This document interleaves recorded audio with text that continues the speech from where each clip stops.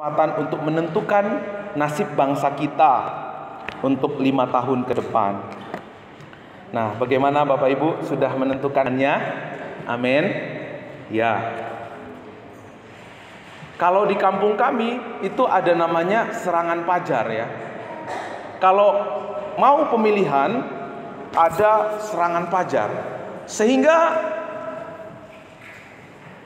hak pilihnya digunakan tergantung dengan kepentingan dan kesenangannya. Tapi kalau kita memilih dengan cara demikian, kapan kemerdekaan bangsa kita semakin dirasakan oleh banyak orang, oleh kita semua, semakin nyata di tengah-tengah bangsa kita. Makanya selalu didemonstrasikan kalau kita milih itu jujur ya, jujur dengan hati kita. Kalau kita memilih itu dengan hati nurani, bukan dengan kepentingan pribadi kita, bukan dengan kepentingan golongan kita. Karena dengan demikian akan membawa bangsa kita pasti kepada bangsa yang lebih baik. Demikian juga halnya waktu kita bicara soal iman kita. Kehidupan orang percaya sering sekali tidak pernah menggunakan hati mereka untuk sungguh-sungguh mencari Tuhan, untuk sungguh-sungguh mencari kehendak Tuhan. Tapi waktu kejepit, waktu mereka menghadapi kesulitan, sering sekali menyalahkan Tuhan. Ya. Tidak pernah nanya sama Tuhan, menjalani sesuatu, begitu kejepit, begitu masalah, mulai komplain dan menyalahin Tuhan. Ketika gagal, akhirnya mencuri damai sejahtera kita, lalu mulai menyalahkan orang lain, dan juga mencuri damai sejahtera buat orang lain. Bagaimana mungkin kemerdekaan yang Allah sudah kerjakan buat kita, yang sudah Allah sediakan buat kita, makin nyata di dalam kehidupan kita sehari-hari. Hari ini kita belajar bersama-sama apa sih arti kemerdekaan ya.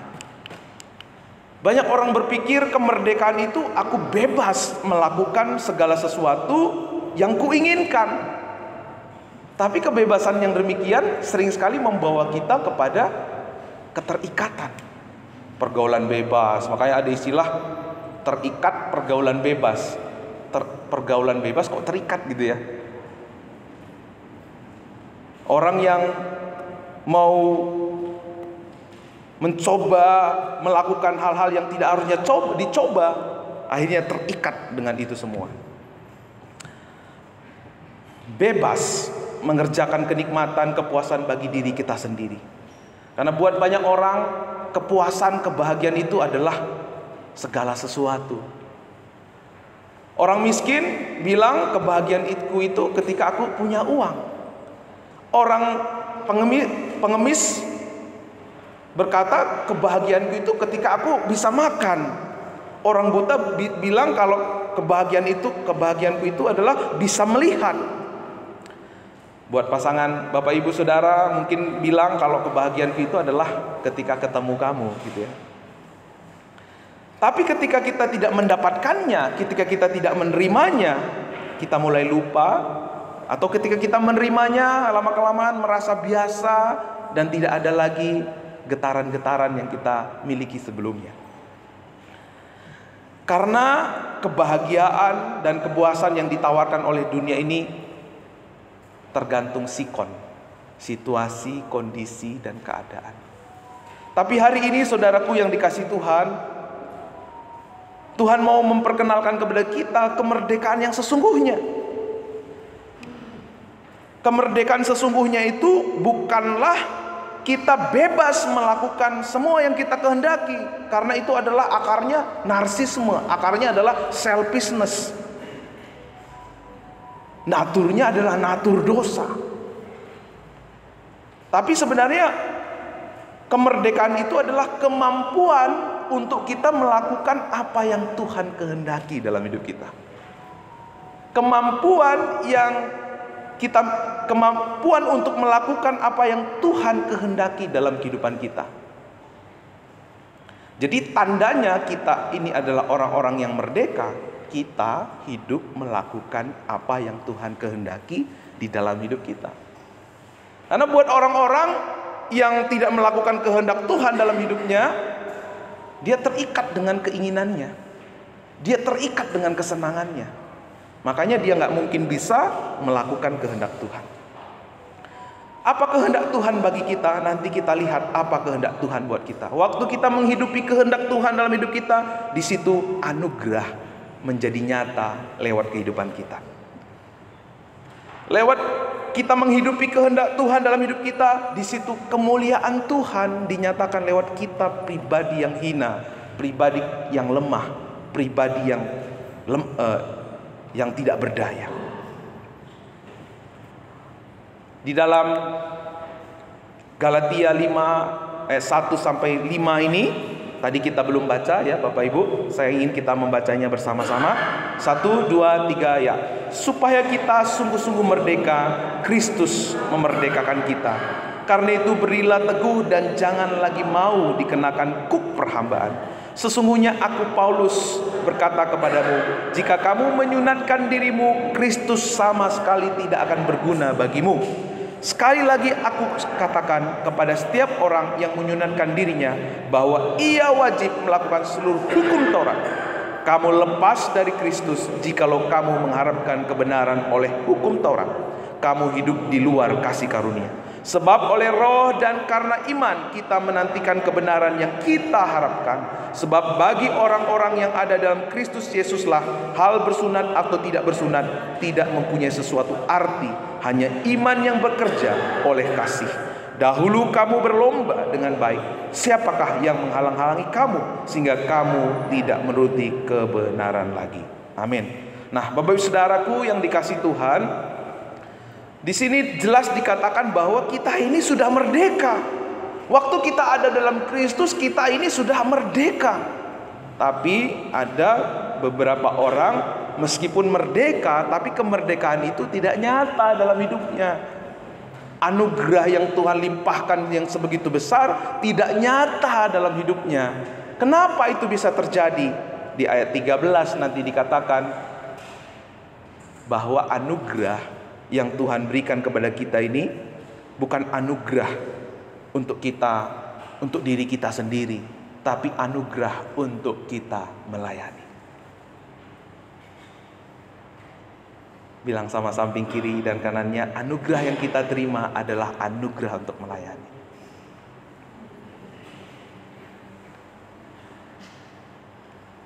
Kalau kita menerima anugerah hanya untuk kita masuk surga, ngapain kita hidup? Udah mati aja gitu ya. Tapi nyatanya Tuhan memberi kita napas kehidupan. Setelah kita menerima anugerah, Tuhan masih memberi kita kesempatan. Untuk apa kesempatan itu? Kesempatan itu adalah untuk melayani. Pelayanan ini apa sih Pak? Makanya waktu Tuhan Yesus melayani, dia membasuh kaki murid-muridnya. Apa artinya? Tuhan memberi teladan kepada kita bagaimana kita harus melayani. Setelah Tuhan Yesus membasuh kaki murid-muridnya, Tuhan Yesus bilang, hendaklah kamu saling membasuh kaki murid. Saling membasuh kaki. Kaki itu adalah bagian terburuk, bagian terjorok, bagian terendah. Kita tidak hanya mau menerima bagian yang baik dari saudara kita. Kita tidak hanya mau menerima bagian yang indah dari saudara kita, tapi kita mau menerima bagian terburuk dari setiap hidupnya. Amin. Kalau saya mau menerima kebaikan, hanya kebaikan dari Bu Riana, siapa saja bisa. Amin. Tapi siapa yang mau menerima keburukan dari saudaranya? Kalau kita tidak punya anugerah, kita nggak mungkin bisa melayani dengan demikian. Jadi melayani yang dimaksud di sini bukan hanya kita pelayanan sekedar menjadi ajang kita untuk aktualisasi diri, tetapi kesempatan kita untuk menyatakan anugerah.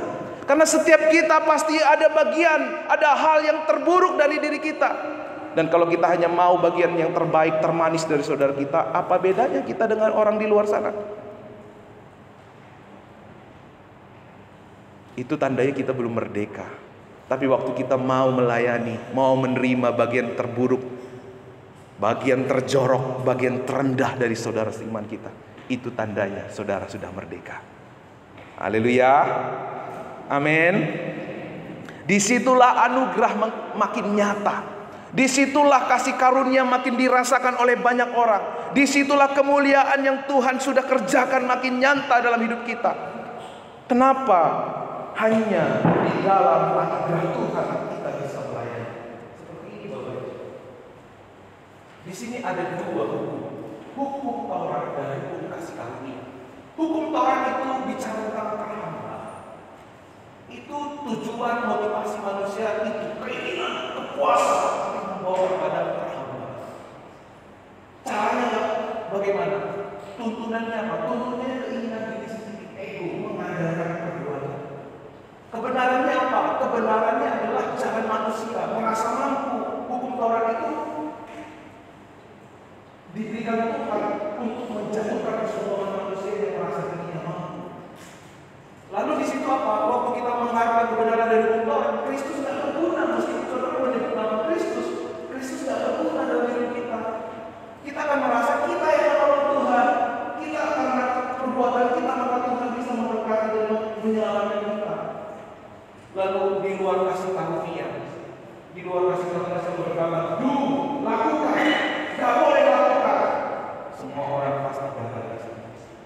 Kita nggak bisa datang kepada Tuhan kalau kita membawa ini sama Tuhan ini dari persembahan yang mana, seperti yang kemarin, minggu kemarin sudah disampaikan.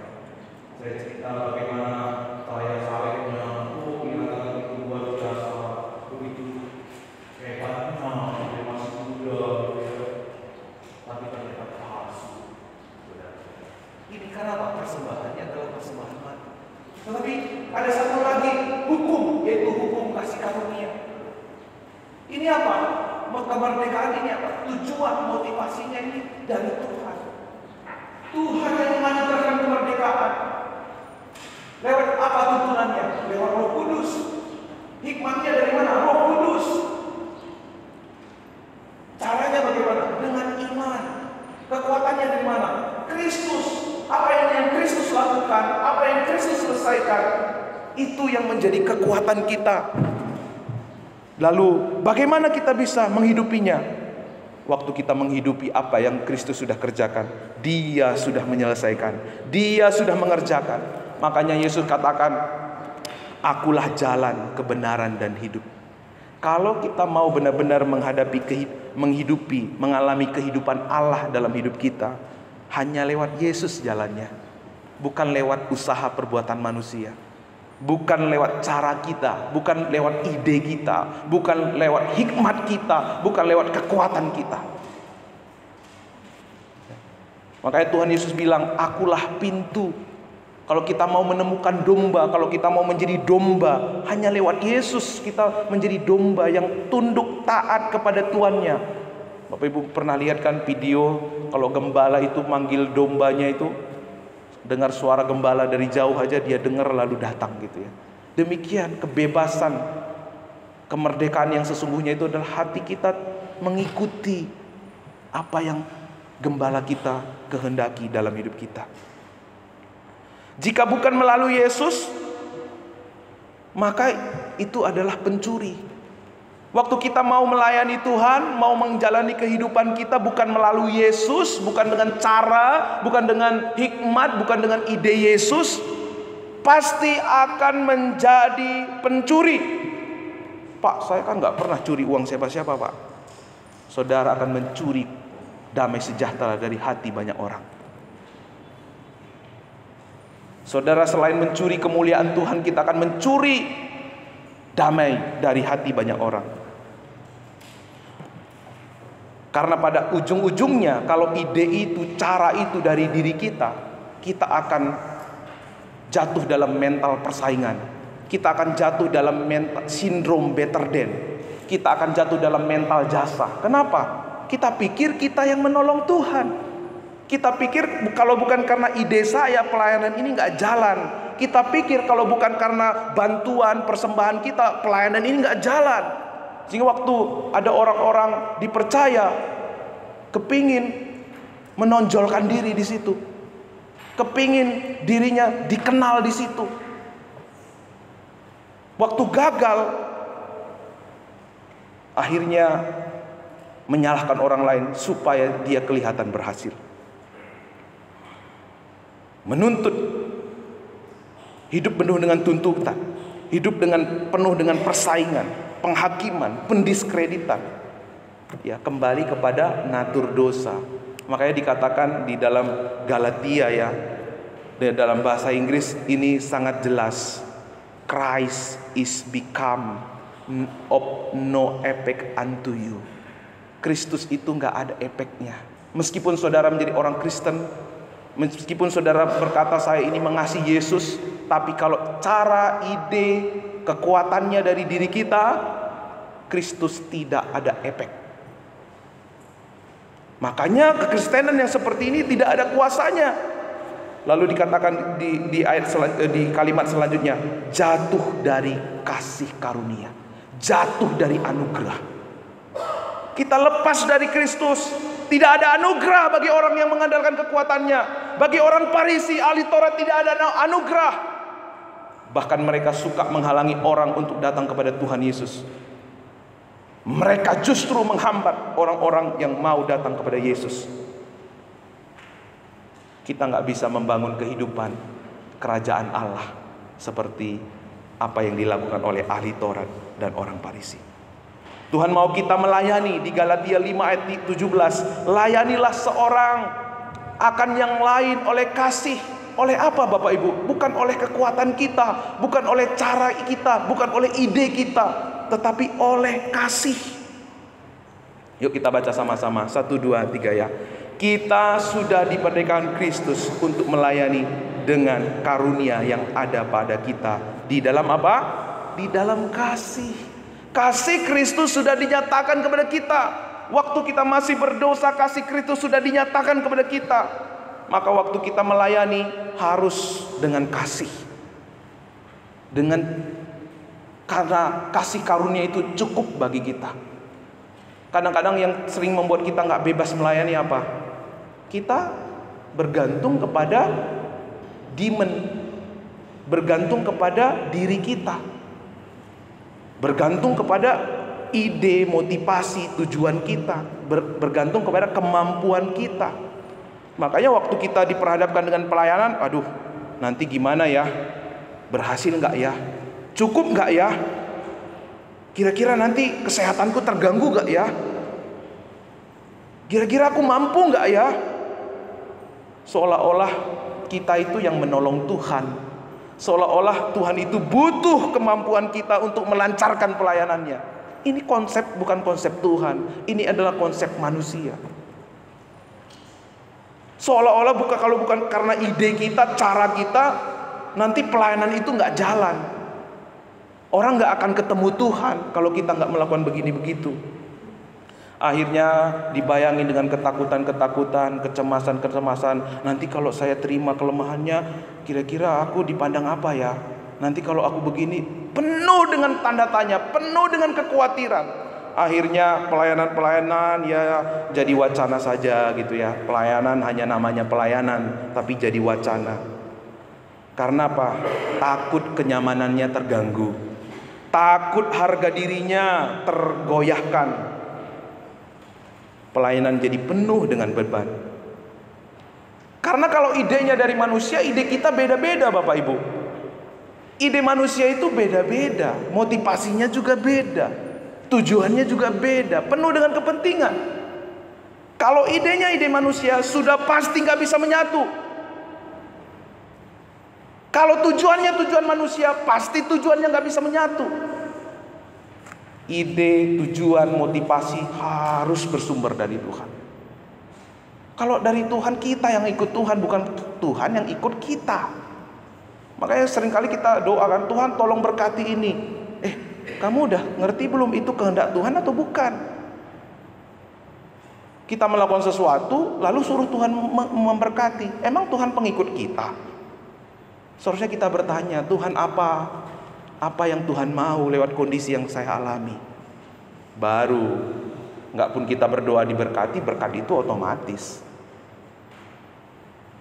Nah, kalau idenya dari manusia, pasti kita nggak bisa bersatu.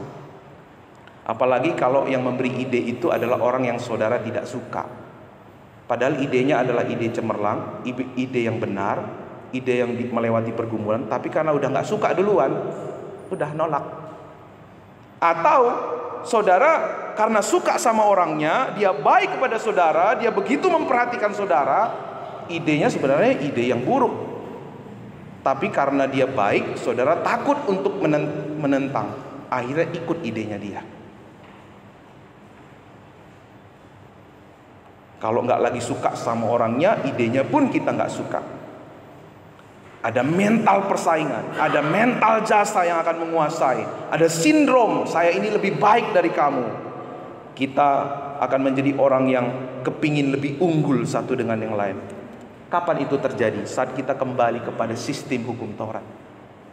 Saat kita menjadi orang-orang yang tidak mengalami pengaruh Kristus dalam hidup kita. Jadi saudara, bukan bicara soal ide saya, ide kamu, ide kita, ide yang lain. Bukan bicara soal cara manusia, bukan bicara soal kekuatan manusia, tapi bicara soal apa? Idenya Tuhan, caranya Tuhan. Kalau cara kekuatan manusia, seolah-olah Tuhan itu butuh cara kita, butuh kekuatan kita. Waktu berhasil kita akan berbangga. Tuh kan, coba kalau bukan dengan caraku, kita akan mencuri kemuliaan Tuhan. Waktu gagal, kita akan salahin orang-orang, ini sih gara-gara kamu, makanya gak berhasil. Kamu sih, kita mencuri damai sejahtera orang. Jadi semua ini akan membawa kita kepada natur dosa. Makanya Petrus waktu menghalangi, waktu Yesus ditangkap, Bapak Ibu masih ingat waktu Yesus mau ditangkap sama tentara-tentara Romawi. Waktu Petrus si Yudas menjual Yesus, ya. Petrus bilang apa? Aku tidak akan menyangkal engkau. Tuhan Yesus bilang apa? Dengar ya Petrus ya, sebelum ayam berkokok 3 kali kamu menyangkal aku. Kenapa Tuhan ngomong begitu? Kenapa? Nanti saya kasih tahu ya. Jika gagal, habis akal, segala cara sudah dicoba, kekuatan sudah terkuras, jadi putus asa, muncul rasa minder. Karena apa? Aduh, ini pelayanan ini gagal ini. Nanti apa kata orang sama aku? Aku dicap sebagai orang gagal. Kecewa, kemudian menyalahkan atau menjatuhkan orang lain demi supaya kamu terlihat lebih baik. Sebenarnya urusan sampah di depan gereja itu mudah. Tinggal geser aja, apa sih susahnya? Bener gak?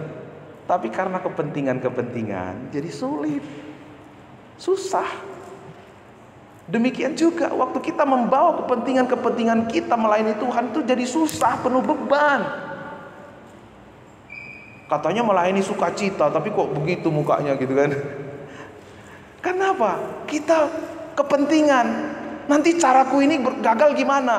Itu nggak bebas Bapak Ibu. Itu namanya perhambaan.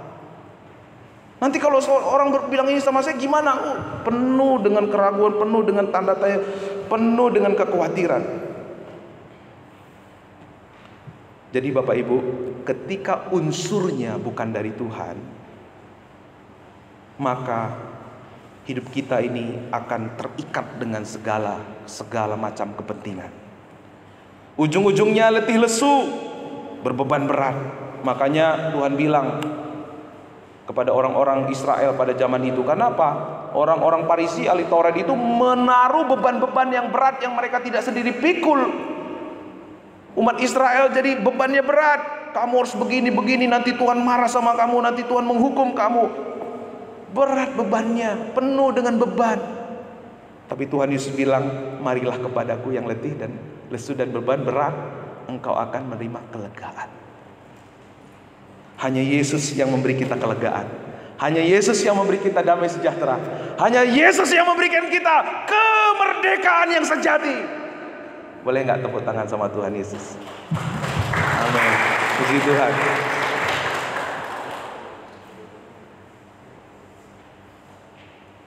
Ketika unsurnya adalah unsur dosa, kita akan kembali kepada natur dosa kita.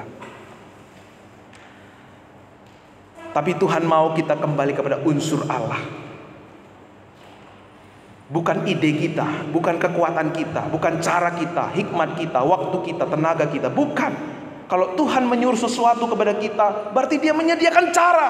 Dia menyediakan apa yang kita butuhkan. Dia sudah menjamin keselamatan kita saja, Dia sudah jamin. Apalagi soal pekerjaan Tuhan, pelayanan, pasti Tuhan jamin.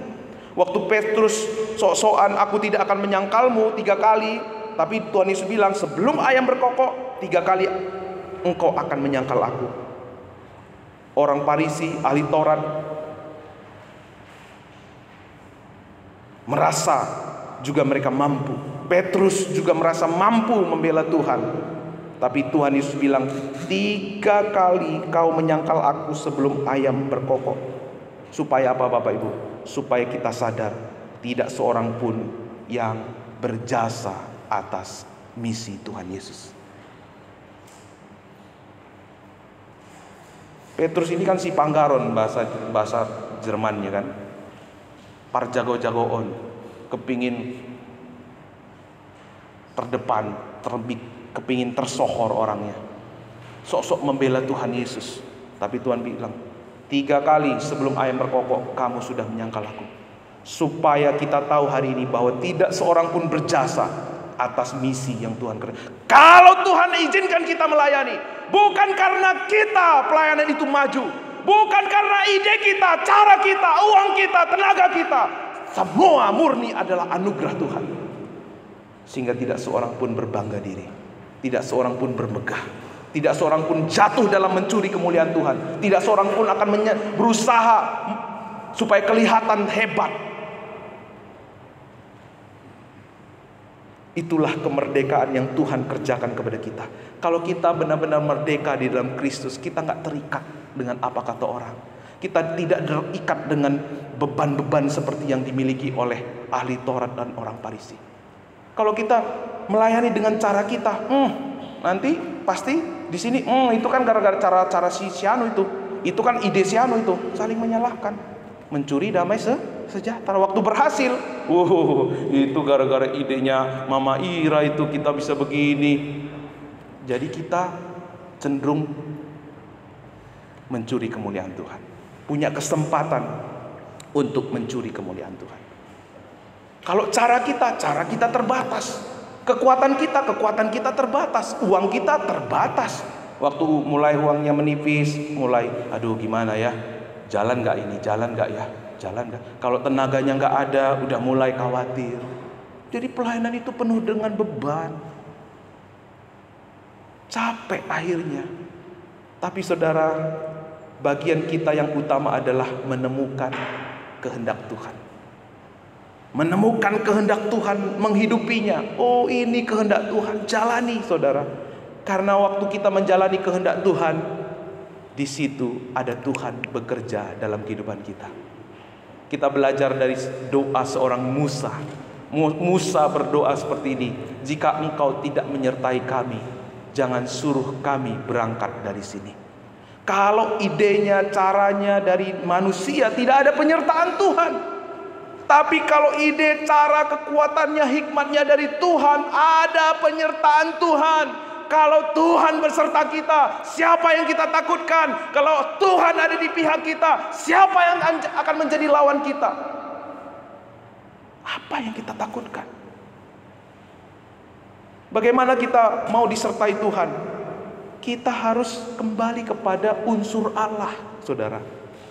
Banyak orang Kristen, mungkin saya juga dulu begitu ya, melakukan sesuatu, lalu ketika gagal nyalahin Tuhan. Yang nyuruh siapa, kata Tuhan? Yang nyuruh kamu melakukan itu siapa, kok aku disalahin? Kan aneh ya. Nah itulah yang terjadi saudara, kalau kita tidak kembali kepada motivasi, tujuan, ide, cara, kekuatan, kemampuan dari Tuhan. Jika semua Ya, di bulan pertama kita sudah belajar segala sesuatu dari Dia, oleh Dia, dan untuk Dia. Maka waktu kita mau melayani Tuhan, harus motivasinya dari Tuhan. Harus caranya juga dari Tuhan.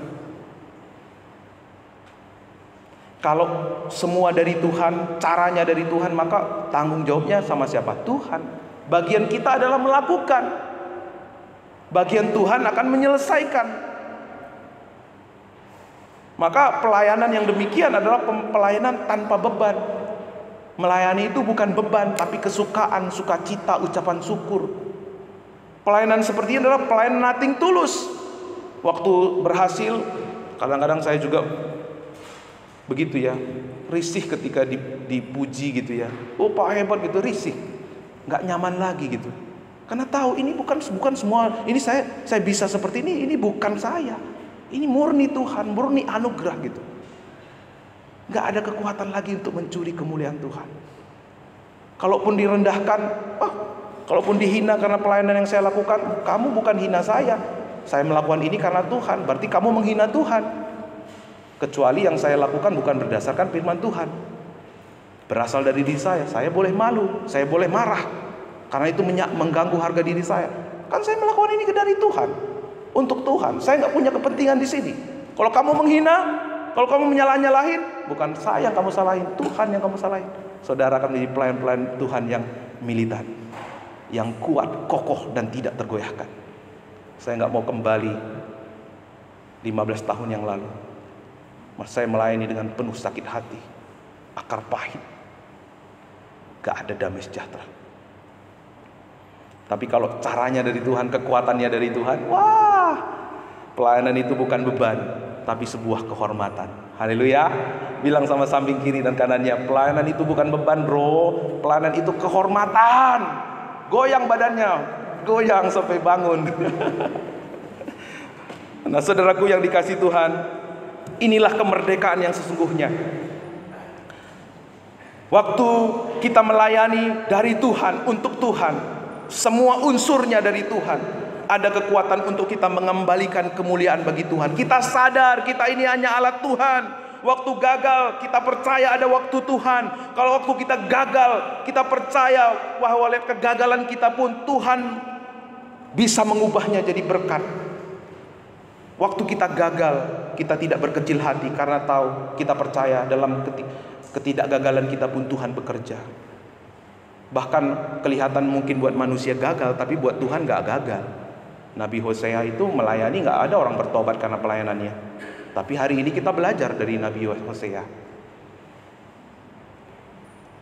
Waktu kita melayani dengan demikian, itulah tandanya kita sebagai orang yang merdeka, yang bersandar kepada Tuhan, yang bersandar kepada Gembala Agung kita. Kita belajar dari tokoh-tokoh Alkitab yang di depan ini, bagaimana orang-orang Israel mengelilingi tembok Yeriko, bagaimana Tuhan Yesus memerintahkan air menjadi anggur, mujizat air menjadi anggur, bagaimana Musa membelah lautan, bagaimana Sadrak Mesak Abednego tidak terbakar di dalam perapian yang menyalanya, bagaimana mujizat 5 roti 2 ikan dinyatakan. Semuanya ini terjadi kapan? Saat mereka punya hati yang melayani, saat mereka punya hati yang mau taat.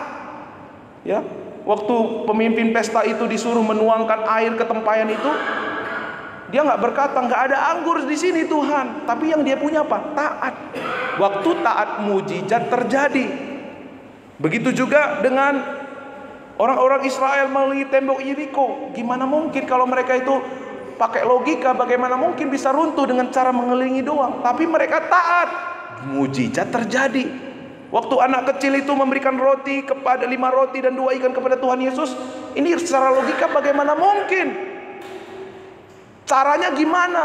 Terbatas ide dan cara manusia. Tapi ketika diserahkan kepada Yesus, taat diberikan kepada Yesus, di sana mujizat terjadi. Begitu juga dengan Musa, angkat tanganmu kata Tuhan. Bagaimana Musa angkat? Tuhan, ini lautnya dalam. Musa tidak berkata seperti itu, tapi Musa hanya memiliki hati yang taat kepada Tuhan. Dia angkat tangannya, mujizat mulai terjadi di situ. Begitu dengan Sadrak dan Abednego, Sadrak, Mesak dan Abednego. Nah, nanti kami terbakar, tapi biarlah Tuhan kami terbakar, tapi kami akan tetap menyembah Engkau. dia masuk ke dalam perapian yang menyalanya, di situ mujizat terjadi. Saudara, waktu kita melakukannya dari Tuhan, untuk Tuhan, ada mujizat yang akan menyertai kita. Amin. Amin. Disitulah kuasa Tuhan dinyatakan. Kalau kita melayani karena gara-gara kita mampu, gara-gara uang kita masih ada, siapa saja bisa. Siapa saja bisa.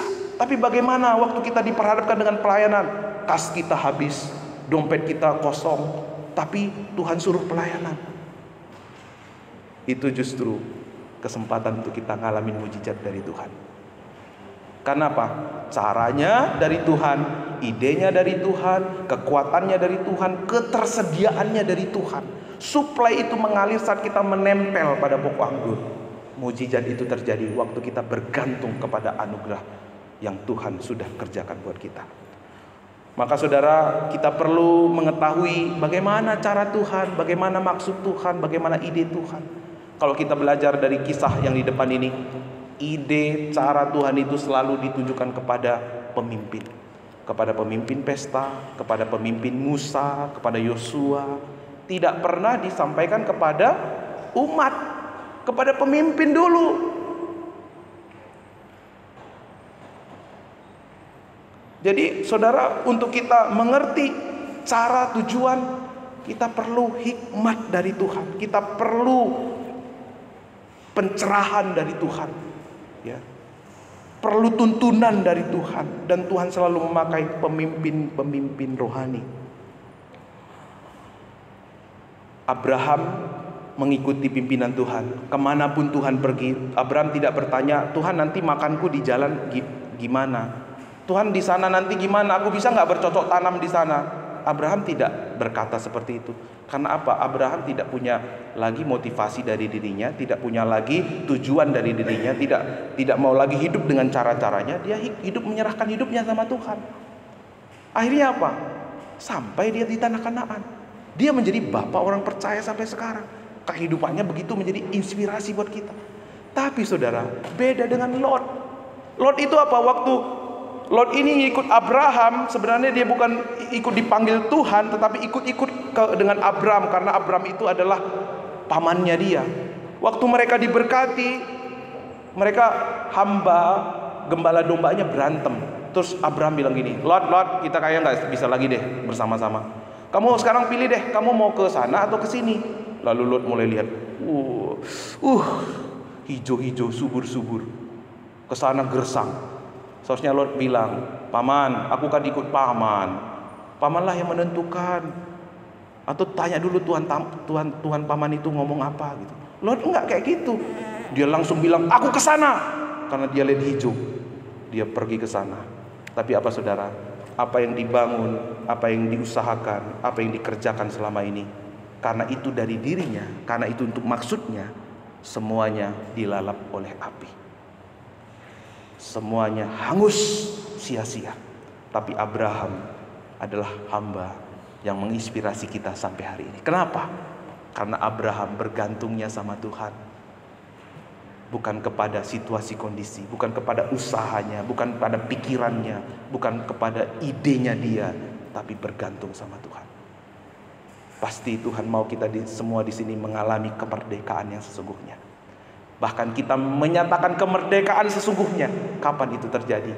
Lewat kita melayani. Tapi kita nggak bisa melayani dari diri kita sendiri.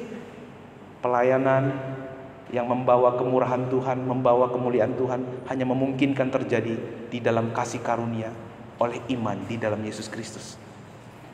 Bersumber dari Dia, caranya dari Dia, hikmatnya dari Dia, kekuatannya dari Dia. Bagian kita saudara hanya menerima, taat. Waktu itulah supply akan mengalir, kuasa Tuhan bekerja. Disitulah kemuliaannya dinyatakan buat kita. Kita tunduk kepala. Bapa, kami sudah mendengar firman-Mu. Hamba-Mu terbatas dalam berkata-kata. Biar mulai hari ini Tuhan, kami menyadari kami adalah umat yang ditebus Tuhan. Ampuni kalau di waktu-waktu yang lalu Bapa, kami berusaha untuk menolong Tuhan. Kami berpikir dengan cara kami. Kami berpikir dengan ide kami.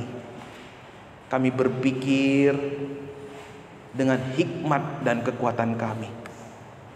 Biarlah hari ini kami diubahkan oleh kebenaran firman-Mu.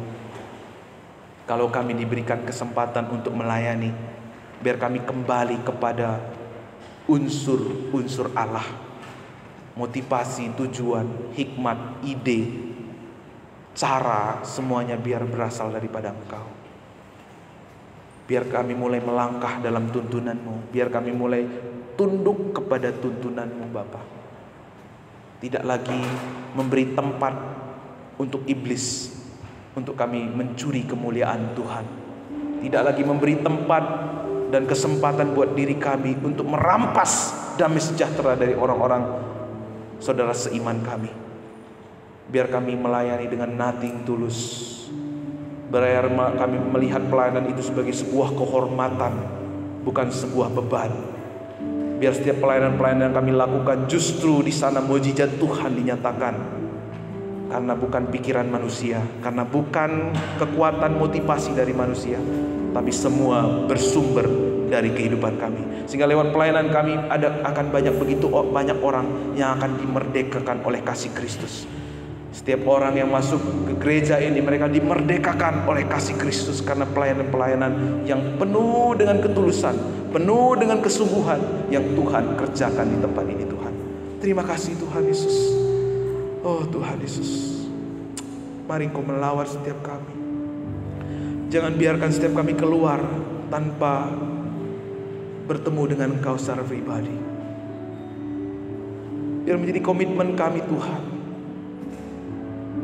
untuk berjalan terus bersama dengan Tuhan. Sering sekali kami ingin Tuhan berjalan dengan kami, tetapi kami mengutamakan keinginan kami, mengutamakan kekuatan kami, mengutamakan pikiran kami. Tuhan, ampuni kami Bapa. Mulai hari ini Tuhan, biar Roh-Mu memperbaharui kami.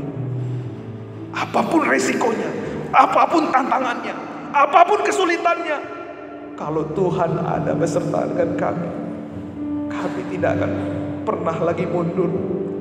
Karena di mana ada Tuhan, di situ ada kemuliaan. Karena di mana ada Tuhan, di sana ada pemulihan. Karena di mana ada Tuhan, di situ ada kekuatan. Karena di mana ada Tuhan, di situ ada kemenangan.